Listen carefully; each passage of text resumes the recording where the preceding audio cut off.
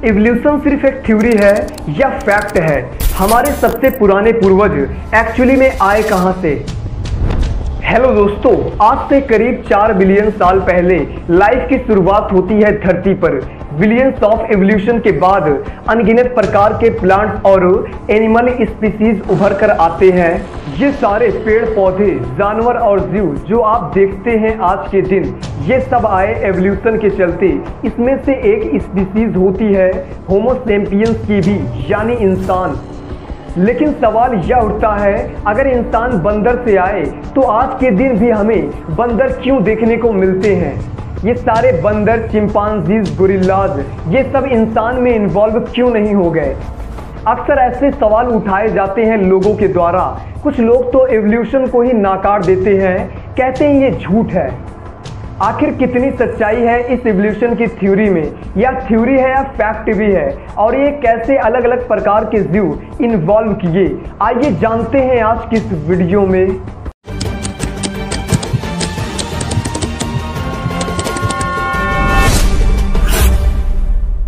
शुरुआत से ही दोस्तों सबसे बड़े मिसकंसेप्शन को क्लियर कर देते हैं। एवोल्यूशन की थ्योरी कभी यह नहीं कहती कि बंदर इंसान बन गए, बल्कि यह कहा जाता है कि सारे चिंपांजी, गोरिल्लाज, बंदरों और इंसानों के पूर्वज एक ही रहे हैं और वो पूर्वज आज के दिन जिंदा नहीं है।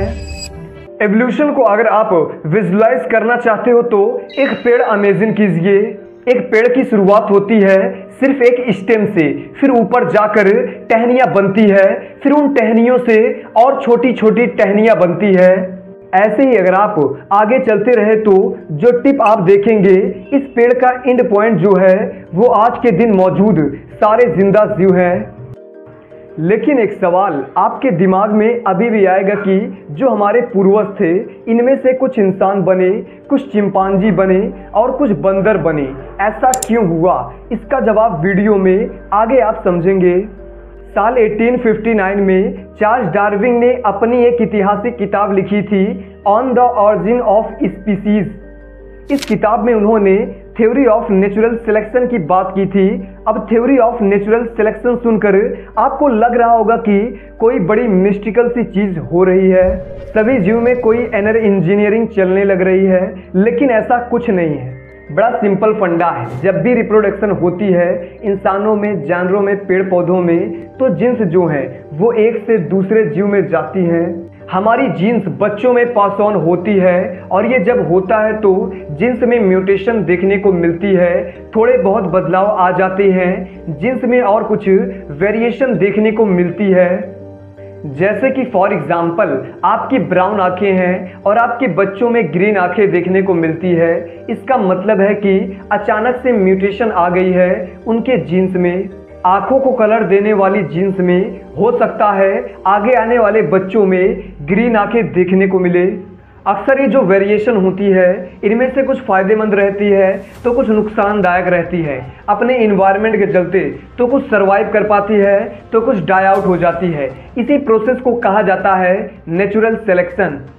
फॉर एग्जाम्पल मान लो एक मेढक है जो ब्राउन कलर का है, जंगल में रहता है। इसके 5 बच्चे हैं जिनमें से 4 ब्राउन कलर के हैं, एक ग्रीन कलर का है। यह ग्रीन कलर का मेढक बड़े अच्छे से डिस्गाइज कर पाता है, अपने आप को कैमोफ्लेज कर पाता है ग्रीन कलर के पेड़ पौधों में। इसके चलते इसको एक एडवांटेज मिलता है, एक दिन एक सांप आकर ब्राउन कलर के मेढकों को खा जाता है क्योंकि वह आसानी से दिख पाता है। लेकिन ग्रीन कलर का मेढक दिख नहीं पाता, बच जाता है और आगे आने वाली पीढ़ियां अब इसकी ग्रीन कलर की होंगी। कुछ इसी तरीके से मोटे मोटे तौर पर थ्योरी ऑफ नेचुरल सिलेक्शन काम करता है। यहाँ पर एक टर्म का यूज किया जाता है, सर्वाइवल ऑफ द फिटेस्ट।